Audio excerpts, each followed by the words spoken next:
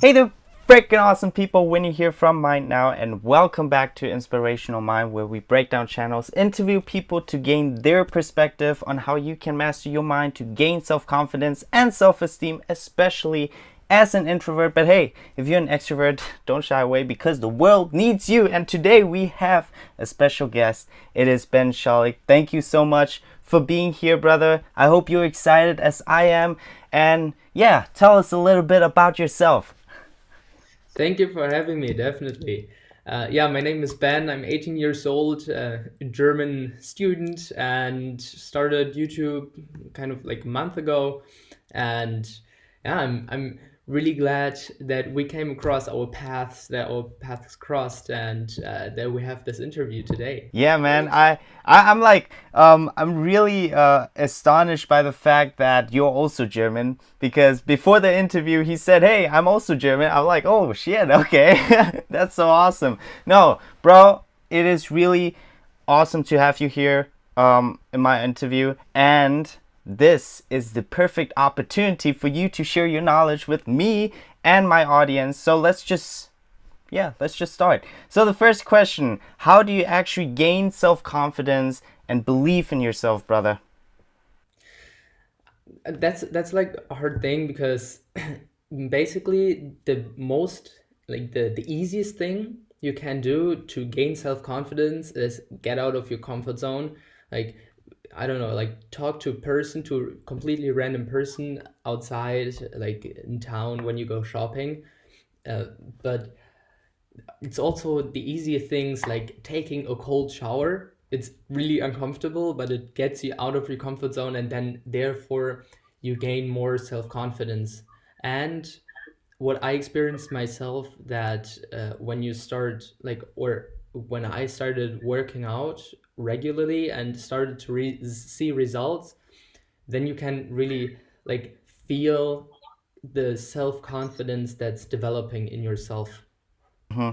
Yeah, I mean, like you said, man, going out of your comfort zone really boosts your confidence because they always say if you want to get better at something, you need to expand your how do you say your yeah your yeah, exactly, your horizon. Thank you so much, man.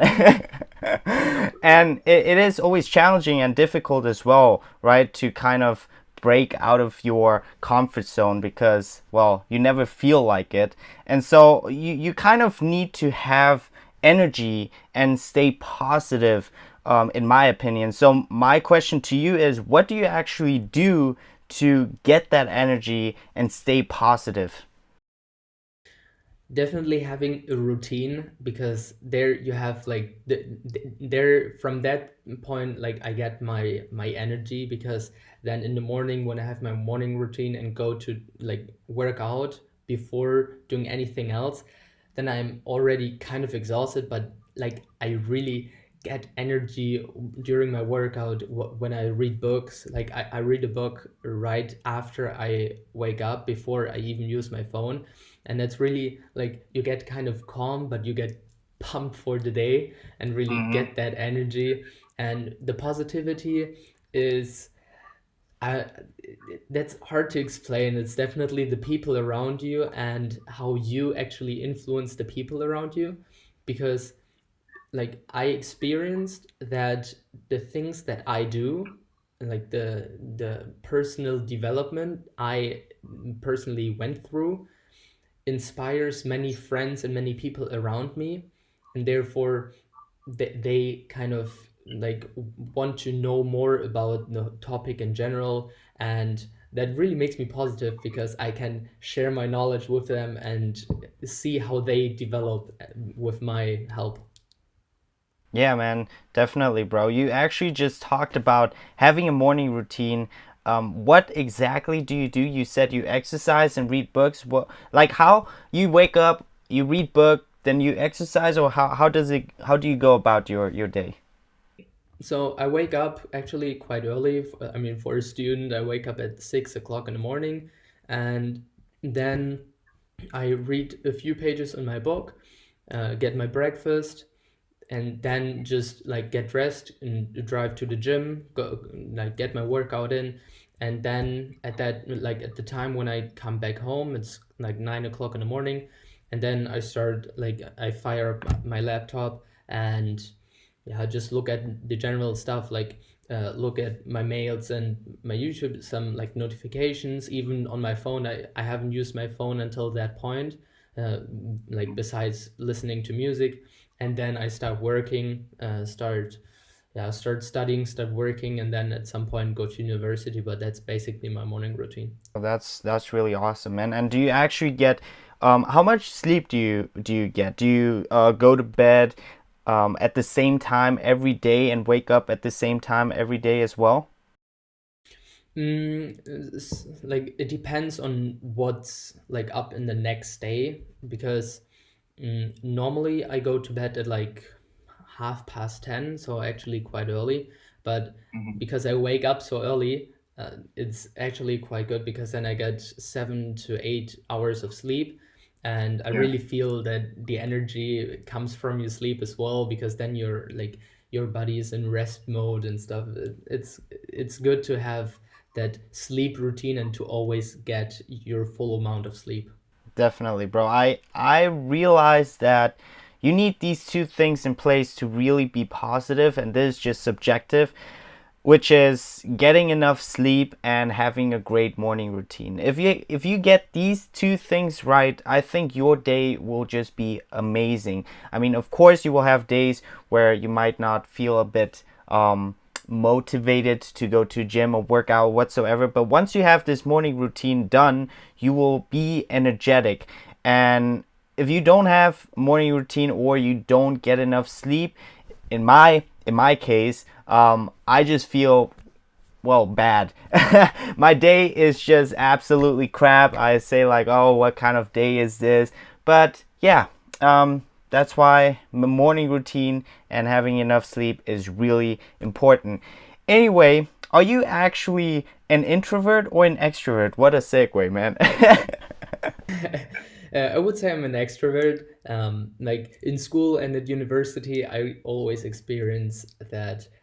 Like I'm one of the people that talks constantly in class and like participate and stuff, and I just love to talk to people. It's also kind of the way of communication. I think that tells you a lot about a person, like if they're an introvert or an extrovert. Because, for example, if you send voice messages rather than just texting, then you tend to be an extrovert because you like talking and like to, yeah, just to communicate more and more open. And yeah, I do that all the time. No, that's great, man. And has anyone ever come up to you and asked you, dude, how do you do this? Like, how are you able to communicate with others so well, and how are you so open? Yeah, maybe an introvert person has come up to you and said, hey, can you maybe tell me some tricks or tips? And what would you actually tell him if there were a person, an introvert person approaching you and asking you that? Actually, so there has never been anyone who asked me that, but there's a book. It's like Start with Why from Simon Sinek, and I think that's really good because there you really find yourself, like find your passion. And if you found your passion, you can just go out there and talk about it and just interact with the people around you. And it's like it all comes down to yourself and to your self-confidence. And we talked about self-confidence before. And it's always important to remember everything is a process. And that process, it takes time. You can't say, well, I want to be more confident and I want to be an extrovert now or tomorrow, and then say like, wow, like now I am one. It's Yeah. not working like that. It takes time. You have to go out of your comfort zone. It's like, especially if you're an introvert, you don't like to talk to people. You have to talk to people to to get out of that comfort zone to become an extrovert.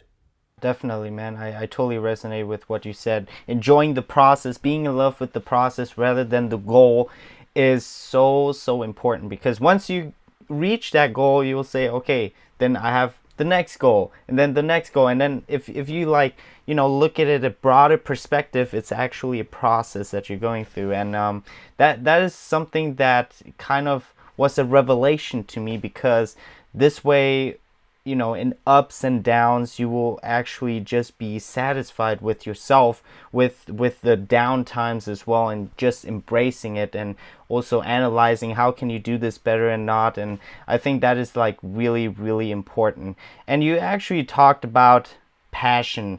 What about for those people who don't know what their passion is and what their purpose is?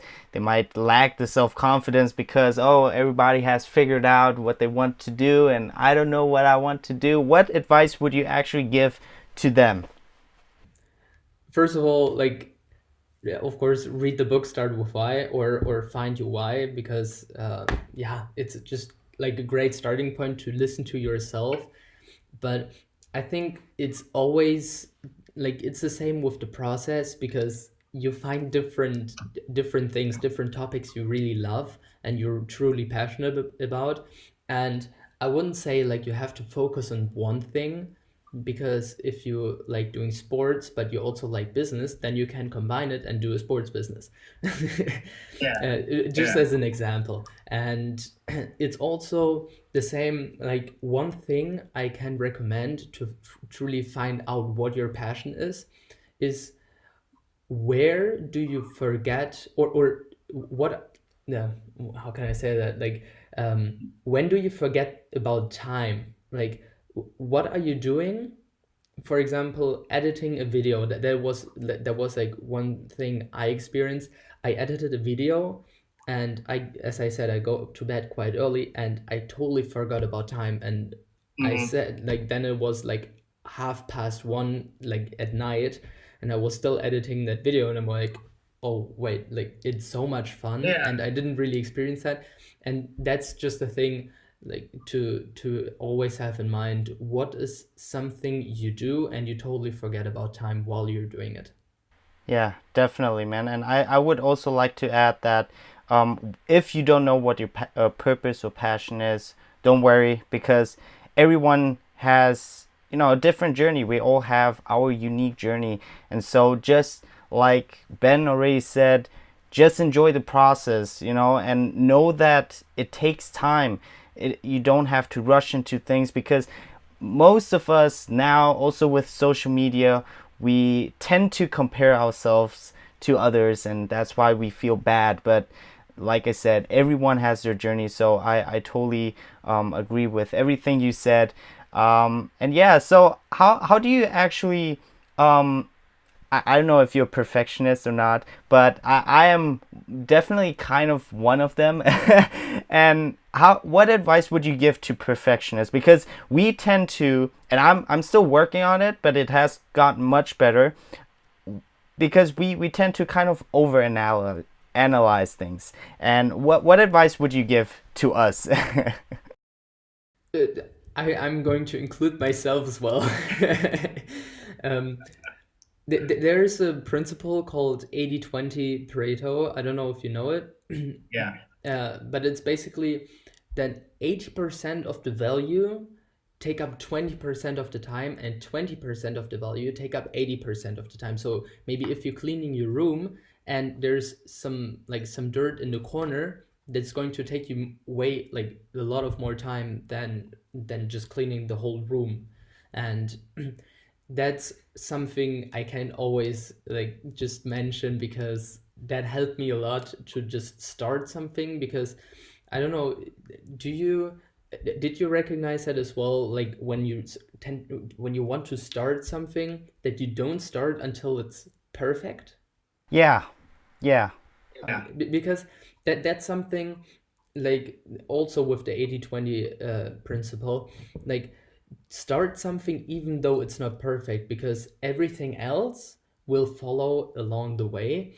And it's the same with YouTube. Like you don't have to have like a video like Casey Neistat or whatever, like YouTube rewind that's like professionally filmed. You just have to put yourself out there and then constantly work on yourself, and then eventually you get like to a state where you're, comfortable, or where you're, just where you want to stay. So I can just say, Yeah. like, start and don't worry too much about being perfect. No, I totally agree with you. And for those of you who are perfectionists, remember that you will just suck at the beginning. Nobody is like really good as long as you're not talented. And yeah, I mean, like I said, it depends, but being perfect, always having the right and perfect thing, you will never ever be able to start because, well, you want it perfect and nothing is ever perfect. So just start, like Ben said, and then things will fall into place. I like to say to myself, just be prepared and do as much as you can, do the best as you can, and you will actually improve along the way. So now talking about what how did you actually figure out what you wanted to do in life? It's hard to say because I wouldn't say that I actually figured out what I want to do in life, because it's constantly changing. Like there are always different people you meet, different things you experience, you try out, and therefore your interests constantly change as well. And therefore I wouldn't call it like what I want to do in life, because I can't say what I want to do in 5 years. It's just like yeah, something I can estimate, but therefore, like, yeah, I can't really tell what I want to do in life. It's just what I want to do right now. So yeah. So right now you're studying international business, right? And so this is something that you want to do like right now. Am I correct? Yes, definitely. I mean, besides my studies, I'm working at a startup as well, and I really feel that these people that they are really good for me, that are kind of really healthy for me, and it's also trying out different things, different and new things like YouTube, because right now I have the time. Like, I really have the time and I have the opportunities to try things out. Everyone has opportunities to do everything he or she wants to do, and therefore just use the time, just use your free time kind of to try new things, and therefore you will find what you're truly passionate about. Yeah, definitely. I think a lot of people are also kind of pressured into the thinking of we don't have a lot of time, especially in your 20s. I mean, you are 18, right? But some people haven't really figured out when they're because I'm 24 right now. Even though I might look younger because of the Asian genes, lucky me. But you know, some people they still are very confused in their 20s, and that's why I I like to quote Gary Vaynerchuk here because he's one of my idol as well, and he actually gave us the perspective of being patient and knowing that it takes time, being love in the process, and um, not being obsessed about what others expect you to do. And I think once you know get rid of that expectation kind of thing, it will free you up in kind of way. But yeah, that is my point of view. Anyway, talking about goals now. What what helped you the most in regards to achieving your goals?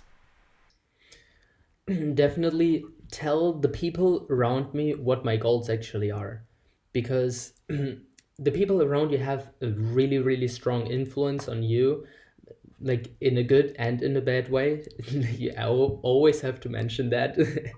And that's really like achieving your goals always comes down to yourself and to the people around you. And if they support you in every step you do, and if they remind you every time you kind of tend to slip off your goal, to just stick to it, it's really really important. But also like the self motivation, like the hunger and the drive to achieve that goal, because sometimes you don't have people that will support you in your goal or in achieving your goal, and therefore it's really important to just motivate yourself also if there's nobody else doing it.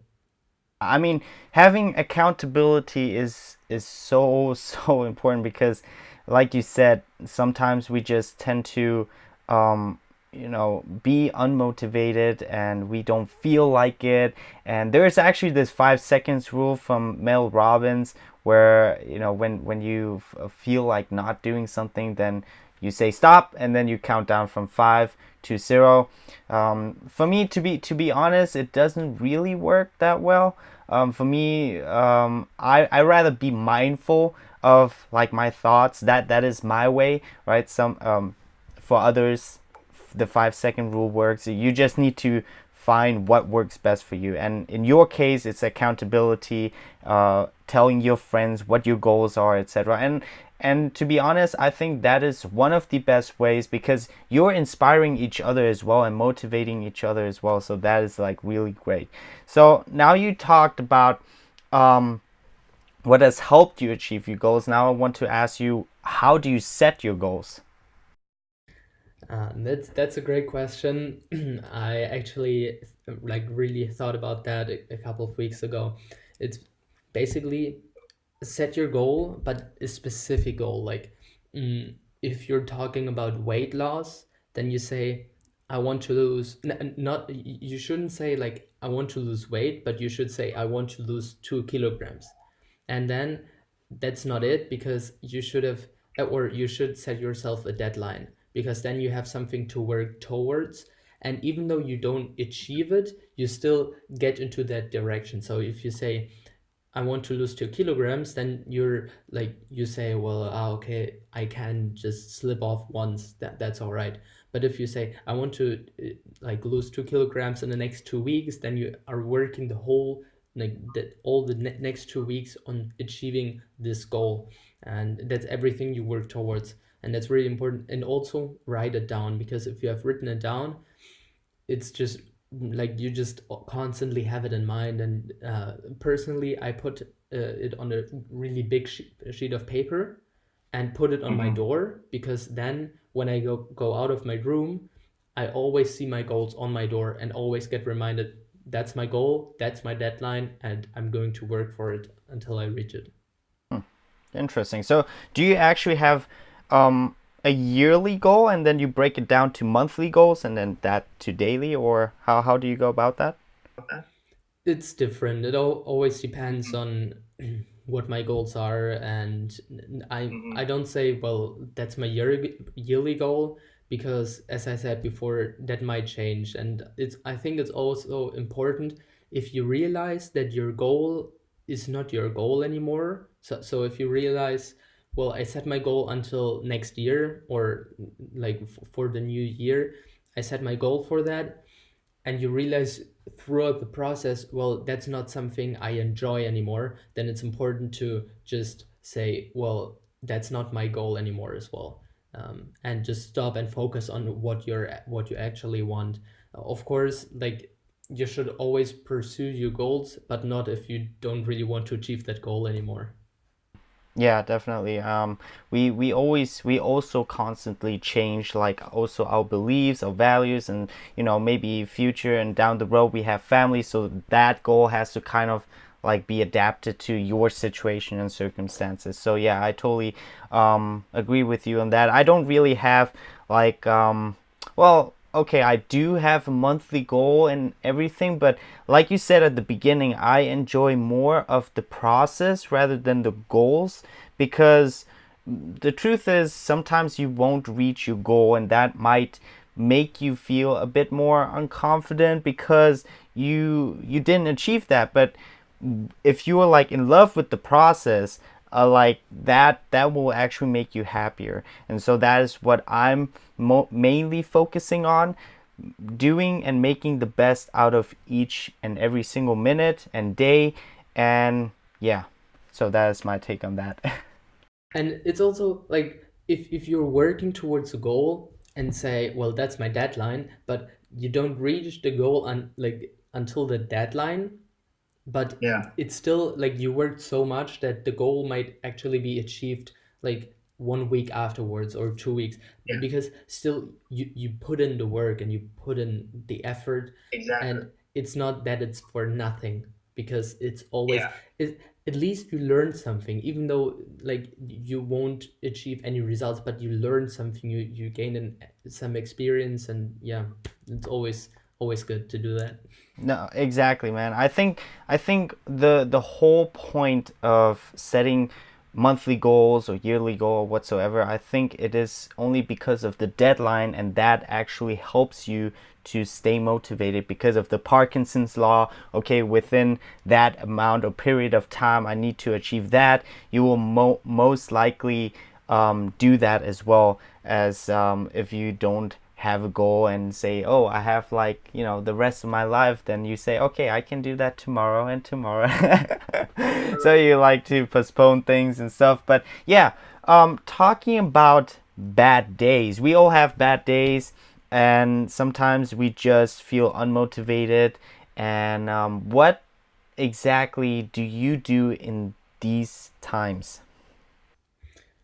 Talk to the people I know that will who will help me, because I have some friends, and if I feel demotivated, if I don't know what to do, or like, yeah, I just call a friend and say, so like, do you have time to talk, because right now I'm in like that down period, and I really need that that ear to talk to, and some advice, just someone who gives me a kick again. And yeah, usually if there are those times, I just call that friend and say, well, can we talk? Then we talk, and then next day, or even like that night, I'm like so fired up, I just get up again and do whatever I want to do. Awesome, man. I can see that you really prioritize on connecting, your goals with your friends as well, and the accountability. And I think that is also one of the best ways to do it. I recently created a group of my best friends, and I actually want to utilize this to maybe, post once a week what my goals are, and then keeping each other accountable. And I think this way you kind of inspire each other as well. Anyway, you talked about reading books and that you love reading books. Okay, so let's talk about books right now, man. Your all-time favorite book concerning mindset. Think and Grow Rich by Napoleon Hill. Definitely. I think everyone who talks about personal development has read that book or should read that book. And for me, it's just like a Bible for personal development. Definitely. I've also read it. Oh, actually, I listened to it like 3 or 4 times. I have it on Audible. So I definitely agree with you on the fact that it is a Bible for personal self development. Personal development. Yeah, yeah. Anyway. So now, books or a book, your favorite book concerning productivity. I would say The One Thing by Gary Keller. Mm-hmm. Then it's just overall like how you structure and simplify your work. Um, that was really good, but also like I wouldn't restrict myself to books, but also to podcasts. And there as well, I wouldn't restrict myself to one specific podcast, but to different ones, like the Daily V by Gary Vaynerchuk, or uh, Tony Robbins, or some also like some German podcasts. There are so many different opportunities to gain like external motivation and Mm-hmm. external information while doing something else. Like while going to the gym, you can just listen on the way there on double speed, so you can listen to more. Yeah, yeah, no, I also always listen to double speed because I think for me, when it's normal speed, it's a bit like slow motion now. Yes. It sounds weird at first, but then like you get Yeah, so now used. I'm really used to it. When others listen to it, they might say like, what are you doing? Like it's like blah blah blah blah. Yeah, exactly. But yeah, yeah. So a book. By the way, the one thing is on my list, and I will get that book. Now talking about a book that has helped you the most in achieving your goals. Again, Think and Grow Rich. I would just say, because he has those 12, or no, he has those 13 steps to achieve the riches, as he entitles it. And there are just so many different learnings. Even though you already know those learnings, it's just always so great to get reminded of them again and to reactivate that learning in your brain and use that. Yeah.